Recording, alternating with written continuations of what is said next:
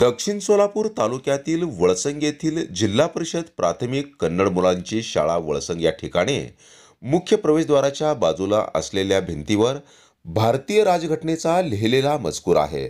संबंधित बाब ही भारतीय अस्मितेच्या तसेच देशाच्या दृष्टीने भारतीय राजघटनेचे अनन्यसाधारण महत्त्व आहे। असे असताना संबंधित शाळेचे मुख्याध्यापक, शिक्षक वर्ग व एमएससीबीचे अधिकारी यांनी संविधानाच्या प्रस्तावनेच्या मथळ्यावर इलेक्ट्रॉनिक मीटर बसवून संविधानातील मजकूर वाचण्यास अडथळा व विद्रुपीकरण केल्याची बाब शिवसेना शिंदे गटाचे दक्षिण सोलापूर तालुका उपप्रमुख सिद्धाराम उर्फ सिद्धार्थ दत्तू गायकवाड यांनी निदर्शनास आणून दिली आहे।